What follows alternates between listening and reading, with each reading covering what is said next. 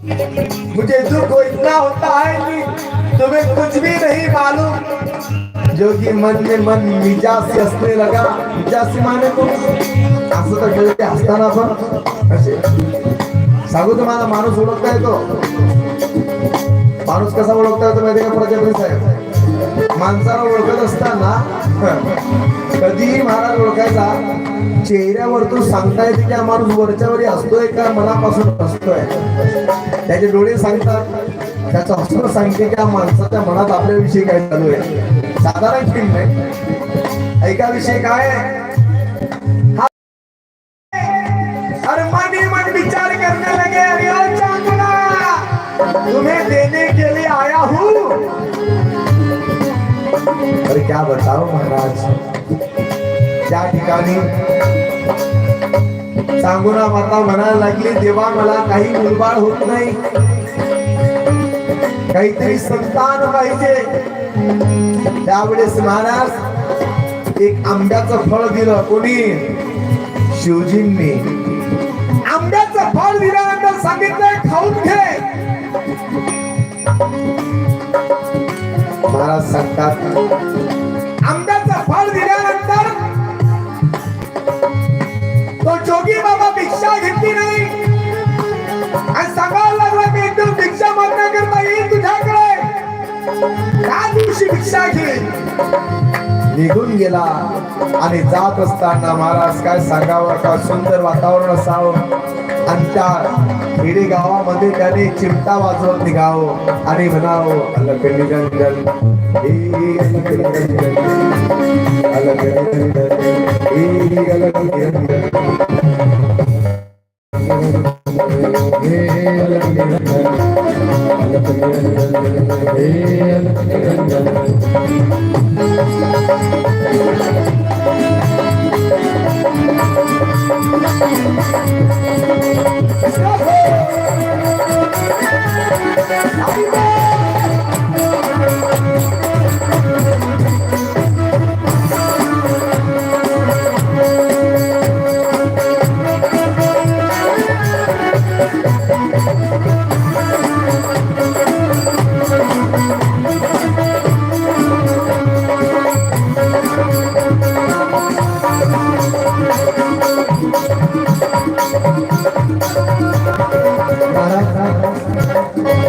जोग्याने घर सोडावं, जोग्याने नगरी सोडावी आणि नगरी सोडल्यानंतर महाराज आईने ते फळ घ्यावं चांगुनीने आणि फळ घेतल्यानंतर महाराज स्वतः तिने ते फळ भक्षण करावं। पतीने विचारावं चांगुना एवढी आनंदित का ग बाई? महाराज काय सांगावं? सांगूना सांगायला लागले महाराज मला आज एक योगी बाबा आला होता आणि त्याने फळ दिलं। कशाचं फळ दिलं? लक्ष देतं बरं, आंब्याचं फळ दिलं। आंब्याचं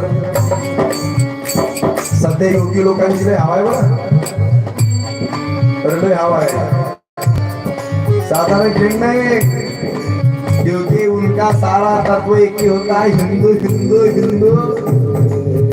मरेगी भी तो हिंदू के लिए और जिएगी भी तो हिंदू के लिए, कटेगी भी तो हिंदू के लिए। हम अपने स्वार्थ के लिए बिक जाते हैं पर परमात्मा जो फंसते हैं वे कभी बिकते नहीं, सिर्फ हिंदू बनकर ही रहते हैं। और जो हिंदू बनकर मरता है ख्याल में रखना जीवन में। सत्य बताओ, जिसने धर्म को बेचा, जिसने धर्म को बदला, उसे कभी भी सद्गति प्राप्त नहीं होती, वो यूं ही मर जाता है। क्या सांगावं महाराज? कालांतराने चांगुलीच्या उदरात बाळ वाढायला लागला। चांगुलीच्या उदरामध्ये तसं बाळ वाढत होतं, तसा आनंद वाटत होता आणि त्या आनंदामध्ये महाराज एक दिवस कालांतराने खरोखर तिला संतान प्राप्त झाली आणि संतान प्राप्त झाल्यानंतर महाराज सांगूना आनंदी आनंद करते। सुंदर आपल्याला लहान बाळ कृष्णासारखं दिसते ना. आणि महाराज तो चांगुणीच्या दारामध्ये तिचा पुत्र फिरायला लागला आणि फिरत असताना महाराज तो पुत्र जाणू काही कृष्णासारखं दिसत होता. त्याचं नाव चिलिया बाळ असं ठेवण्यात आलं.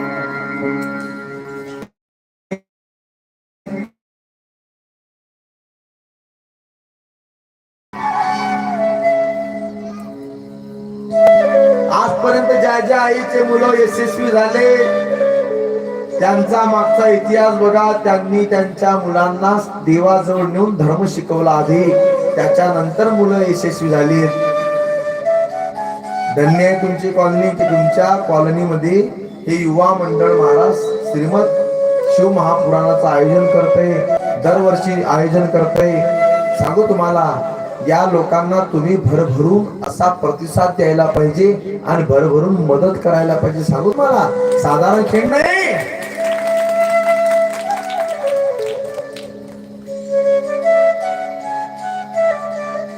आज दिसतंय, पुढे चालत राहायला पाहिजे. सांगू तुम्हाला, 7 दिवस काम सोडून महाराज या ठिकाणी या मंडपात ज्याने झाडझूड केली आणि देवाकरता भीक मागली.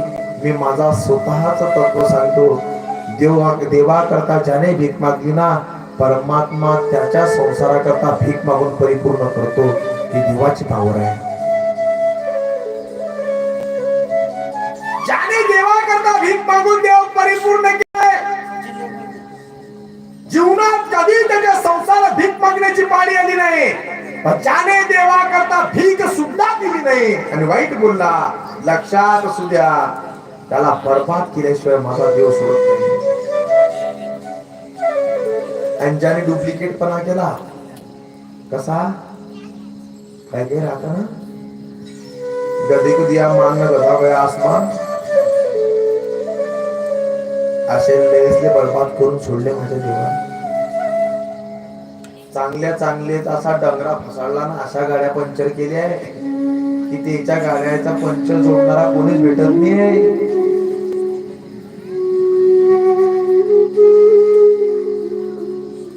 आज 5-6 दिवस आला टिकवा.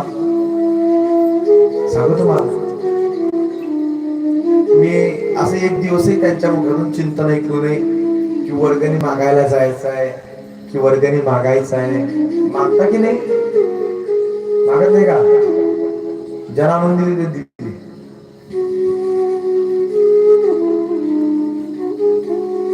आणि तोच नियम पाहिजे. दान हे आणून दिलं जातं. दादा काय केलं जातं? दान हे आणून दिलं जातं. तुमच्या दारात जर दान मागायला आला तर समजायचं आपण त्याला भीक देतो, कारण दान मागणारा दारात येत नाही, भीक मागणारा येतो.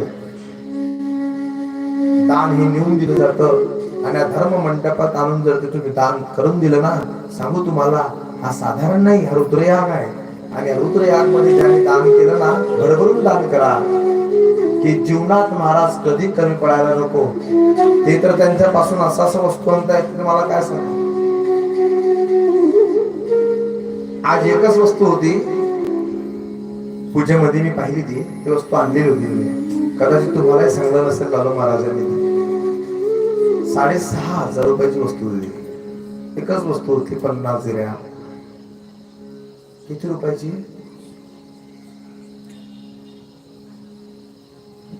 फक्त या कार्यकर्त्या करताय का ते? तिथे संकल्प सोडत असताना सर्व गावाये सुख समृद्धी लाभार्थी आरोग्य प्रदानार्थी म्हणून महाराज या ठिकाणी तो यज्ञ केला जातो. आपले इथे कर्तव्य आहे.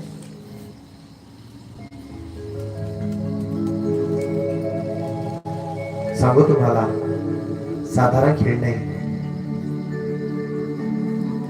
आपण सहज म्हणतो, इतके भाग्यवंत आहात तुम्ही की लोकांनी त्या रुद्राक्षां करता महाराज लाईनीत उभं राहावं. कुठे? शिहोरला लाईनीत उभं राहावं. ते रुद्राक्ष या ठिकाणी 7 दिवस मंत्रोच्चाराने सिद्ध केले जात आहे आणि ते रुद्राक्ष तुम्हाला वाटप होणार आहे. सांगा तुम्हाला, साधारण नाही. आणि कोणालाही जोर जबरदस्ती नाही की तुम्ही पैसे द्या, कधी नाही. एवढं जर तुमची समिती करत असेल तर तुम्ही आनंदाने त्यांच्याजवळ वर्गणी आणून द्यायला पाहिजे, आनंदाने तुम्ही त्यांना दान केलं पाहिजे. या आणि दिलेल्या दानाचा लक्षात असू द्या, मिजासी करता येत नाही. काही काही लोक नाव पाडतात, काही काही लोक बोलतात. सांगू तुम्हाला, लक्षात असू द्या, जे बोलतात त्यांनी स्वतःच्या मनाला विचार करायचा आहे की आपली प्रगती काय झाली. आणि ज्याने देवा करता ऐकून घेतला त्याने विचार करायचा की आपली प्रगती काय झाली.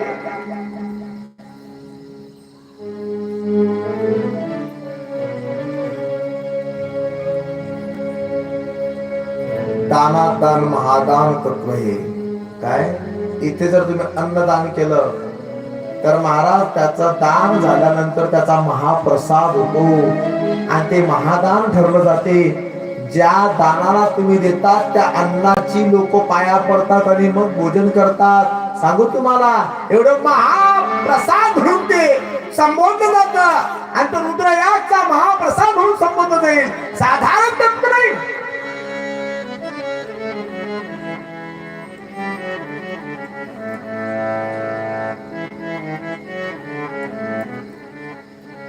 माझ्या गावात देखील करू शकलो नाही मी हा विज्ञान.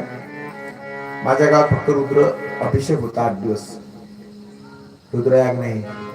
कारण माहिती आहे मला, रात्री 2 वाजेपर्यंत 3 वाजेपर्यंत इथली मंडळी जागी राहते आणि रात्रभर तो पेटत असतो, तो विजता कामा नये. चंदनाची सुकलेली लाकडं रोज टाकतायत. ते कोणती लाकडं टाकताय? चंदनाचं लाकडाचं एवढं तुकडं तिकडे येते. सकाळी एक तो बहादर म्हणे घेऊन गेले 51 रुपये. हो, 51 लाकूड येत नाही. दररोजचे कमीत कमी 40-50 लाकडं जळतायत त्यांची. ते ज्या लाकडाची किंमत 150 रुपये, 70 रुपये, 80 रुपये अशी आहे.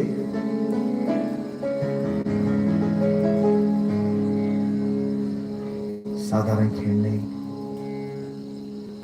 कथा झाल्यानंतर एकदा फक्त रक्षा घेऊन जा घरी. मी काही जास्त लांबचा नाही, खिरवळचा आहे. एकदा घेऊन जा आणि 6 महिन्यानंतर किंवा कधी तुम्हाला कुठे भेटेल मग सांगायचं, गोकुळ महाराज माझ्या घरात अमुक व्यक्ती होता आणि तो सुधारला नाही. चॅलेंज देतो, माझा देव सुधारवल्याशिवाय राहत नाही. टाळी वाजवायला घाबरताय.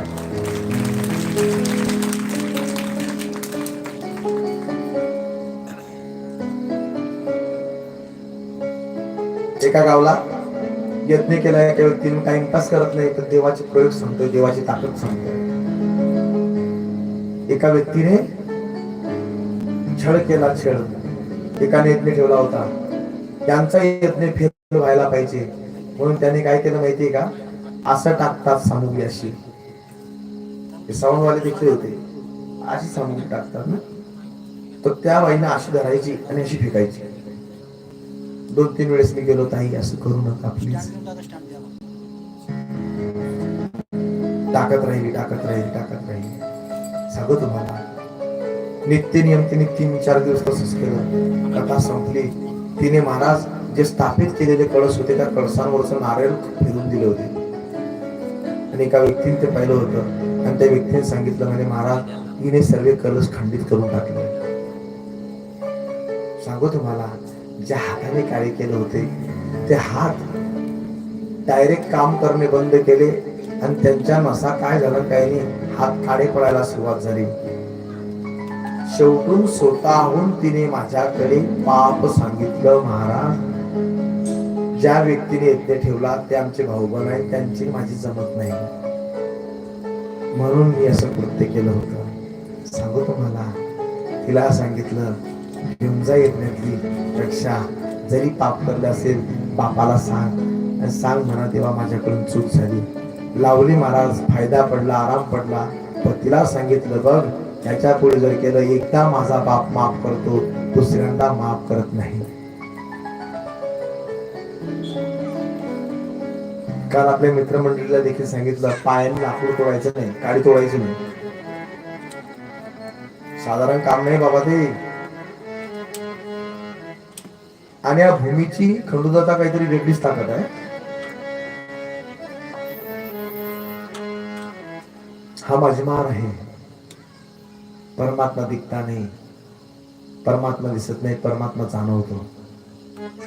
पण जाणवत असताना परमात्मा अनुभवता आला पाहिजे. आणि देव कोणाचा नसतो. काही काही लोक म्हणतात मंदिर आमचं आहे, हा सप्ताह आमचा आहे, हा देव आमचा आहे, ते आमची पार्टी आहे, ही आमची पार्टी आहे. तसं कोणाचं नाही, तसं म्हणू नका. तसा डांगरा फसून नाही. देव इतक्या खतरनाक विषय बोलतो की तुम्हाला काय सांगू.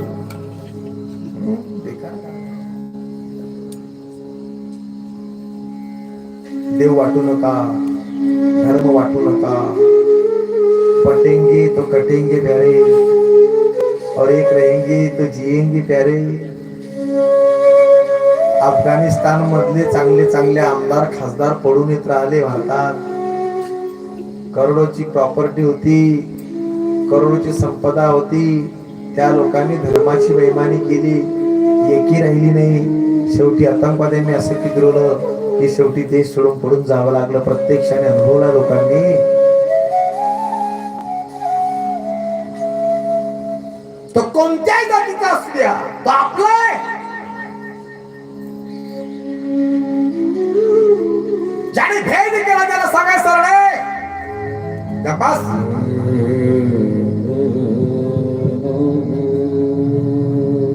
राजे संभाजी राजांशी महाराज भेद केला. अपनों ने ही लूटा था, अपनों ने ही बेईमानी की थी. नहीं तो वे राजा ऐसे थे, क्या बताओ तुम्हें.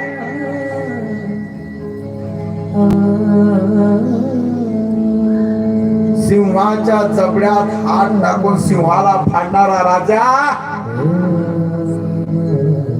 लाखोच्या संख्येमध्ये आलेल्या सैनिकाला बदलत होता, थांबवला जात नव्हता. शेवटी आपल्याने सांगावं, जब के हाथ नहीं पकड़े जाते तब तक के राज काबू में ना आएगा.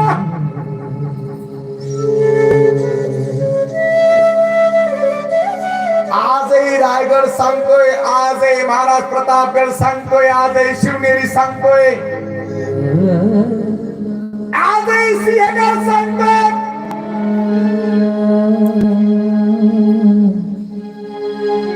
की धर्माकरता आम्ही लढलो, धर्माकरता आमच्यावरती आक्रमण केली, धर्माकरता हमें किसी ने तोड़ दिया, किसी ने बम ब्लास्ट कर दिया, किसी ने हमारा जखा दिया, पर हम ना टूटे. पर क्या बताओ तुम्हें, आज कुछ स्वार्थ के लिए, कुछ पैसों के लिए या कुछ राजकारण के लिए हम टूट जा रहे, बिक जा रहे. क्या बताओ महाराज. तो ये चलता रहा तो एक दिन मिट जाओगे, खत्म हो जाएगा. साधारण तत्व में. जय शिवाजी. नख काढले, नख नख नख काढले, नख. राजा एक बार तो कह दो हम तुम्हारे साथ. राजा कहने लगा मराठों के साथ आ जाओ. क्या बताओ,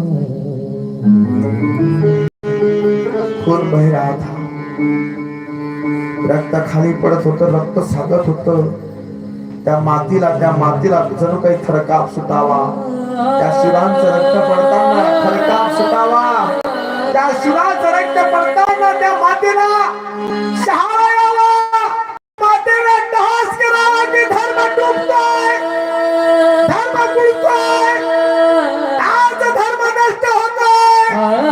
काय सांगावं, एका बाजूने मुघल आहे, एका बाजूने इंग्रज आहे, एका बाजूने पोर्तुगीज आहे. काय सांगावं महाराज. लोकांना त्यावेळेसही कळलं नाही की या जगामध्ये आपण त्यांच्याशी बेईमानी करतोय. त्याच्या वडिलांनी हे रैत उभं करत असताना रक्ताचं पाणी केलंय. साधारण खेळ नाही, हमें अपनों ने ही लूटा था, कोई और क्या था. क्या बता क्या बताओ वहां पर सामने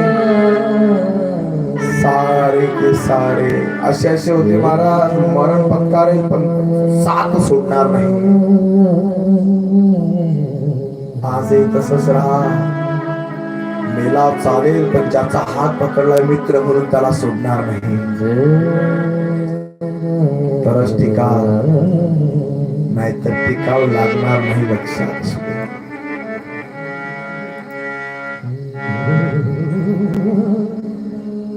हात जोडून विनंती आहे सर्वांना.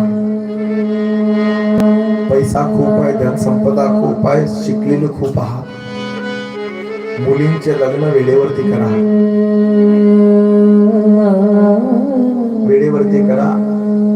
समाजात नोकरी आणि पैसा आणि जमीन याच्या नांदी जास्त वेळ लागत बसू नका.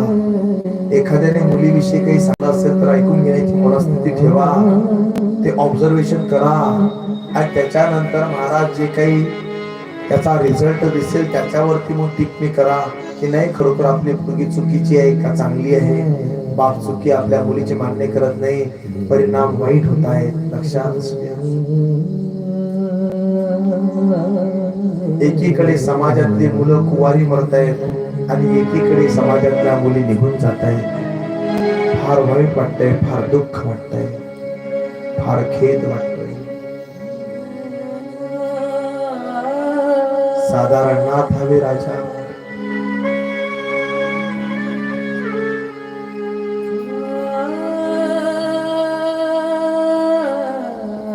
प्रत्येकाने आपल्या मुलाला धर्म शिकवा.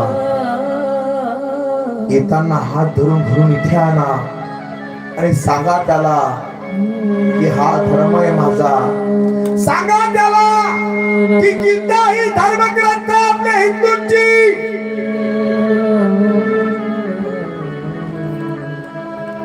सांगा त्याला गीता शिकवते की व्यवहार कसा करायचा. सांगा त्याला की गीता शिकवते कसा वागायचं.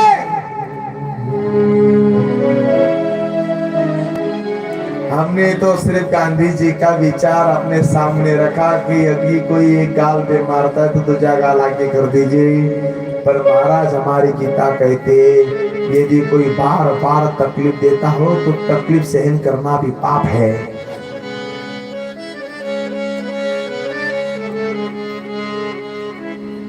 क्या बताऊं, शुरू पुरुष ने प्राण गवाए, प्राण गवाए. पुरुष खादीराम बोस से जिसकी मैया 10 साल के बच्चे को संभाल रही थी. बच्चे ने आजादी का चोला हाथ में लिया. अंग्रेज सरकार ने ब्रिटिश सरकार पर महाराज फांसी लगा दी. मैया रो करके कहने लगी मेरा पुत्र मुझे दीजिए. क्या बताओ महाराज, जिस भगत सिंह को फांसी पर लटकाया तो भगत सिंह कहने लगे मैया मैया बताओ तूने आज इस माता के लिए मर रहे हैं, कल तुम्हारे लिए जिएंगे, फिर से मैं जन्म लूंगा. महाराज साधारण नाही, साधारण नाही. तरी देखील या लोकांनी त्याला भारतातलं सांगितलं नाही, काय त्याने पाकिस्तान मध्ये गाव आहे असा वाटत नाही राजकारण.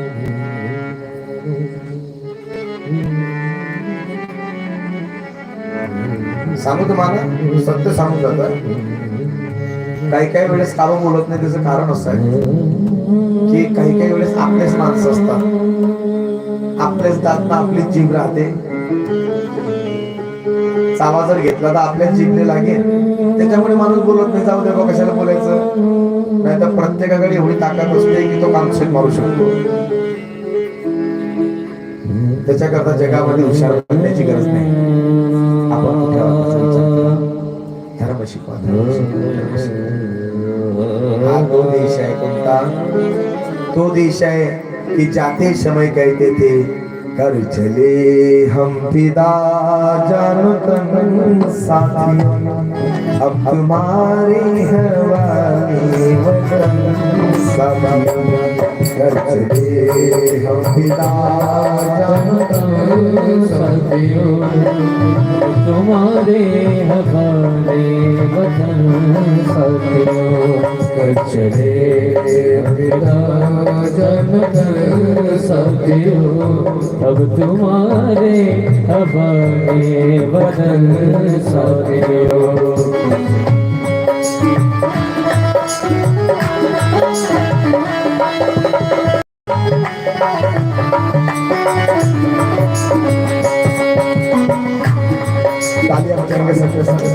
बताओ तुम्ही महाराज ज्या स्त्रीचा पती आर्मीत असेल किंवा तिचा मुलगा आर्मीमध्ये असेल त्याला विचारा की जोपर्यंत तो ड्युटीवरती राहतो तोपर्यंत महाराज त्याला त्यांच्या घरी त्यांचं चित्त लागत नाही। काय सांगावं महाराज, पुलवामा हमला झाला मागे, हो त्याचं प्राण झाले। काय सांगावं महाराज, कोणी मरणाचे पैसे घेत नाही। पण सांगू तुम्हाला काय सांगावं, सास थमती गई जमती गई फिर भी महाराज नहीं थमी। क्या बताओ महाराज, सास थमती गई नब्ज जमती गई फिर भी मरते गायब को ना रुकने दिया।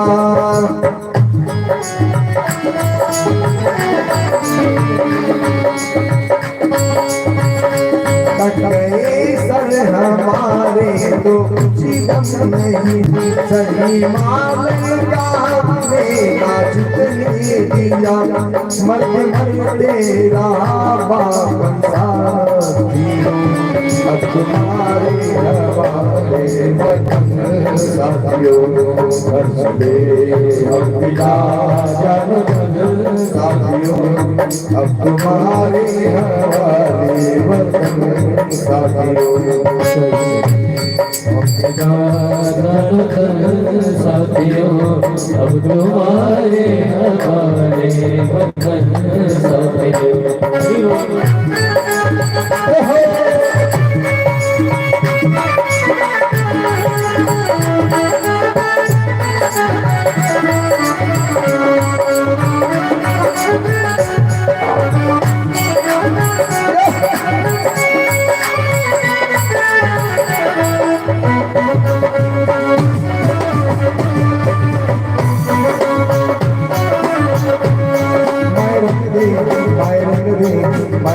बसंती चोला मायरंग बसंती चोला मायरंग बसंती चोला तेरी निगाहें कहती हैं मेरी निगाहें कहती हैं मेरे कदमों का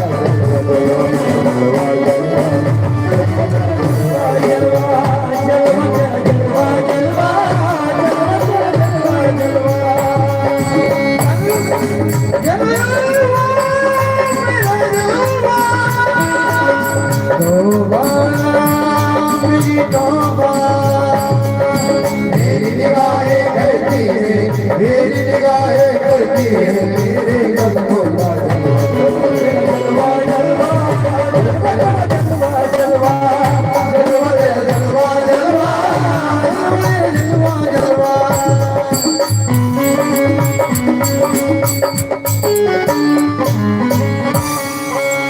साधारण खेळ जे रात दिवसा बंदूक घेऊन बसले त्यांना विचारा काय असतं, धर्म शिकवा मुलांना, धर्म सर्वश्रेष्ठ धर्म शिकवा, बस काही करण्याची। जे जे वडील करीती तया नावे धर्म ठेवते, जे बापाने केलंय ते मुलाने करायला पाहिजे।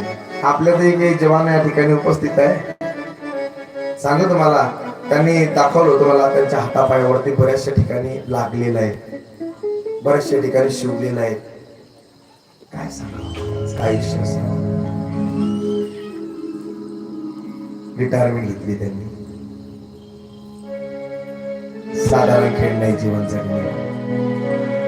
भाग्य महाराज की तुम्ही दिशा करता या ठिकाणी, एकदा टाळ्या होते त्यांच्याकडे। काय सांगा महाराज, पुढे सांगतात महाराज की चांगुना मातेने आपल्या पुत्राला सांगावं, शिवजींजवळ न्यावं, शिवजीला पाणी अर्पण करतात. हा विषय चालू होता. धर्म शिकवायला लागले. कथा करते ना. आणि धर्म शिकवत असताना महाराज, मुलगा मोठा व्हायला लागला. मोठा होत असताना महाराज खूप मोठं पुण्य कमवायला लागली. आणि पुण्य कमावत असताना महाराज एक दिवस नारदांनी यावं शिवजींकडे. शिवजीला सांगावं, प्रभू मी ऐकलंय की चांगुना खूप मोठी भक्त आहे. आणि मी ऐकलंय की चांगुना कधी कुणाला दारातून भुकेला पाठवत नाही. जा एकदा तिच्याकडे. खरोखर महाराज एका योग्याने एक दिवस यावं आणि दारामध्ये आल्यानंतर महाराज आवाज द्यावा, भिक्षामध्ये भिक्षामध्ये. माया आई और कहने लगी, प्रभु जी क्या चाहिए आपको? आनंदित होती, संतान होती, पैसा होता, सर्व काय होतं. क्या चाहिए महाराज? महाराज जी कहने लगे, अरे भैया आज मैं तुम्हें भिक्षा नहीं मांगूंगा, मैं तुम्हारे घर भोजन करूंगा. अघोरी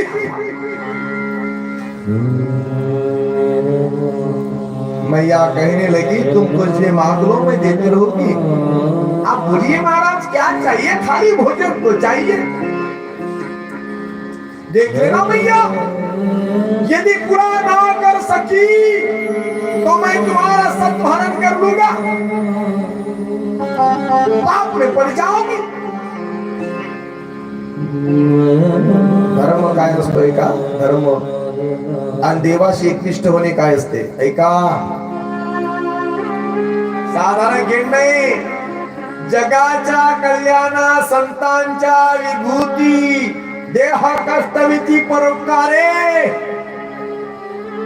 परक्यान करता जीवन देणारे, परक्यान करता मरणारे संत या देशात आले म्हणून आज आपण सुखी आहे. आणि त्या संतांमध्ये 3 प्रकार पडतात, देवभक्त, धर्मभक्त आणि देशभक्त. त्या आर्मीचे जवान असू द्या, ते पूर्वीचे जवान असू द्या, छत्रपती शिवाजी महाराज असू द्या, महाराणा प्रताप असू द्या, राणी लक्ष्मीबाई असू द्या, अहिल्याबाई होळकर असू द्या, कोणी असू, ज्यांनी धर्माकरता जीवन जगले ते. आणि देवभक्त तुकाराम महाराज आहेत, माऊली ज्ञानोबा आहे, वगैरे वगैरे सर्व संत आहेत. सकल संतांची मांदी आहे. साधारण खेळ नाही. क्या कहूं. मैया कहने लगी चलो देते हैं. दारत बंगुरी टांगली होती, वो झूले में बैठे योगी बाबा हाथ में त्रिशूल लिया है और कहने लगे, अरे मैया घर में तो बुलाओ, पर ये नहीं पूछा कि क्या खाओगे बाबा तुम. आवाज होता संन्यासाचा क्रोधी. भैया पूछो क्या लोगे. भैया कहने लगी, क्या लोगे महाराज. मैं कभी साधारण भोजन नहीं करता, मुझे नरमाउत चाहिए. ऐसा कहते वक्त महाराज गिर पड़े और कहने लगी, महाराज यहाँ पर नरमांस नहीं मिलेगा, यहाँ पर तो सामान्य किसी पशु का मांस भी नहीं मिलता है गाँव में.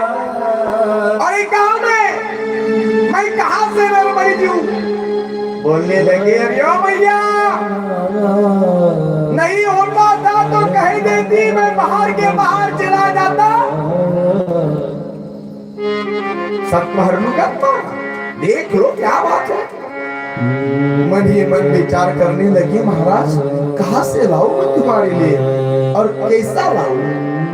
कहने लगे, अरे अरे अरे अरे देख लो मैया, तुम्हारे घर में कितना लाला अच्छा दिख रहा है. देखो ये लाला खेल रहा, ये तुम्हारा लड़का है, तुम्हारा पुत्र है. मुझे तुम्हारे पुत्र का मांस चाहिए और उसका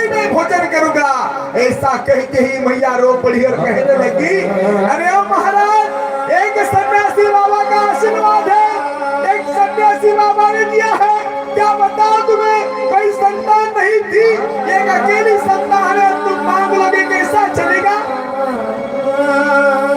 रोने लगी महाराज, महाराज कुछ और मांग लो ना। कहने लगी, महाराज मैं तुम्हारे चरण पकड़ती हूँ, सारे गांव वाले मुझे कुछ अनब सनब बोलेगी, क्या करूं महाराज, क्या करूं महाराज, कुछ और मांग लो। सन्यासी माना नहीं, सन्यासी कहने लगा, हे नहीं चलता हो तो मत करो, चलता हूं यहाँ पर उठकर। उठने लगे और खड़े रहे, त्रिशूल ऐसा उठाया और पटकने लगे, क्या बताऊं, घबराने लगी, कहने लगी, महाराज अपमान ना करो, जीवन में कभी किसी अतिथि का अपमान नहीं किया रे। इस चाकुरा ने इसके आंगन से कभी कोई भूखा नहीं किया। महाराज क्या बताओ तुम्हें क्या चाहिए? वो उर्दू जा कुछ दे देती, पर पुत्र नाम मांगो ना महाराज।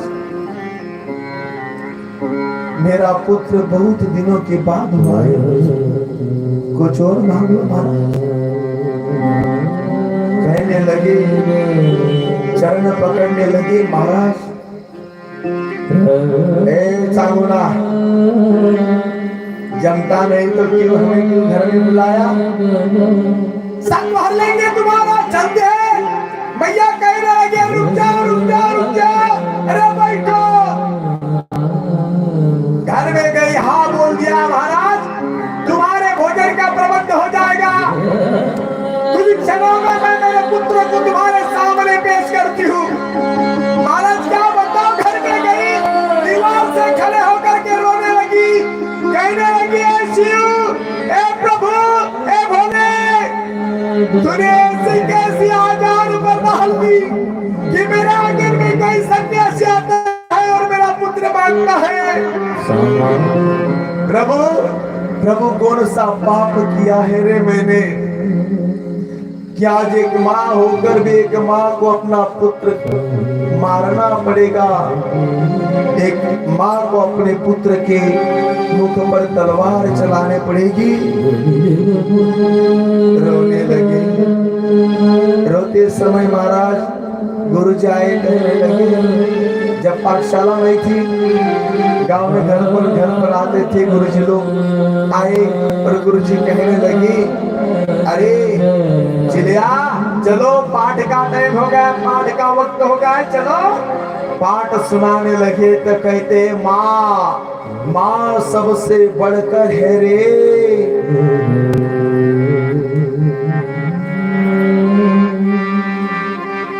सबसे बढ़कर माँ है, क्या बताऊं मैं।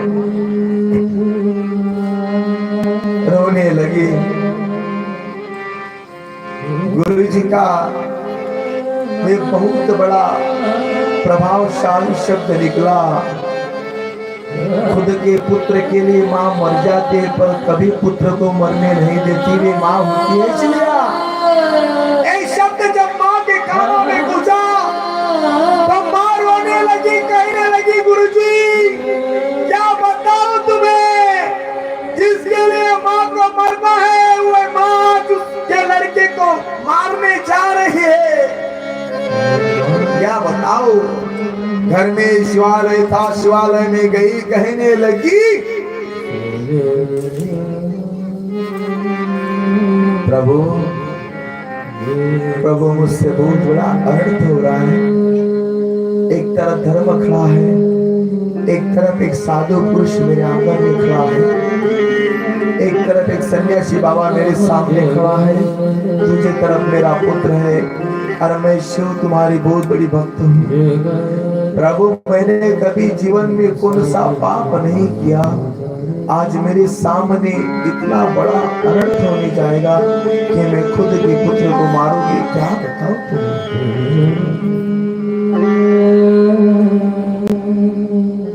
रोने लगी। सागुना आई, साधारण नहीं आई, आई तिला म्हणतात, आई तिला म्हणतात जिने उन्हात काम करावं आणि आपल्या मुलाच्या डोक्यावरती पदर टाकावा. ज्यांच्या डोक्यावरती पदर टाकला असेल त्यांना विचारा आईच्या पदराची किंमत काय आहे. आई तिला म्हणतात, बाळा रात्रभर जागत असते, सांगतो मला आयुष्य बोनस मिळालं, 72 तास दिले ते डॉक्टरने. किती हे प्रभू की कृपा है. तो मैया प्रभु के पास जाकर के रोने लगी, कहने लगी मेरा पुत्र सदैव तुम्हारा चिंतन करे, सदैव तुम्हारे पास रहेगा प्रभु.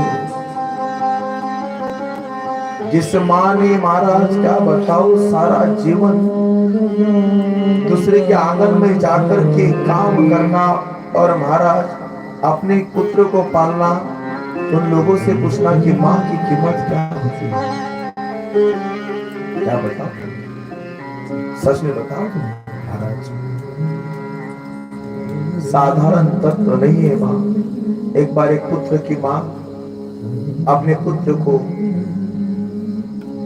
बहुत बड़ा ऑफिसर बनाया, पर पुत्र पहचानने में इनकार कर दिया. ये मेरी माँ नहीं है. बताओ तुम्हें माँ को बहुत बड़ा दुख हुआ. सांगू तुम्हाला महाराष्ट्रातली सत्य घटना ही. तो पोरगा आज कलेक्टर आहे. त्या मुलाने महाराज त्याच्या आईला घरात द्यावं, काढून टाकावं. सांगू तुम्हाला ज्या दिवशी अशी परिस्थिती झाली ना त्या दिवशी समजायचं महाराज की आपण मुलांवरती संस्कार चुकीचे टाकले. जास्त शिकलेलाच पाहिजे असं नाही महाराज. संस्कार आणि संस्कृती खूप महत्वाची आहे. तुम्ही किती शिकलात ते महत्वाचं नाही. प्रतिभाताई पाटील यांचं आजही नाव घेतलं जातं आदराने. का ती बाई राष्ट्रपती बनल्या पण त्यांनी डोक्यावरचा पदर कधी पडू दिला नाही. आपण फक्त ग्रामपंचायतचे सरपंच किंवा मेंबर बनतो, गल्लीत पदर घुसून फिरतो. काय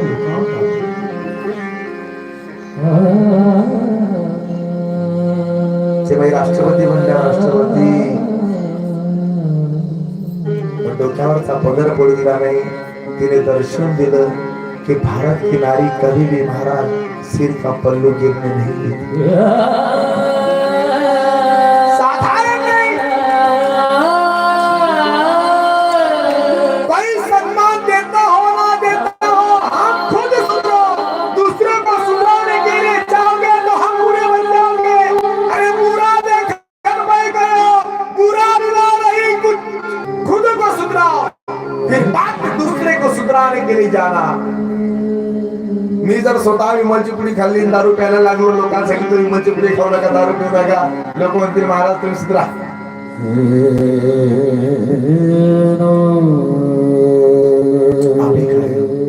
आपण काय लोकांचं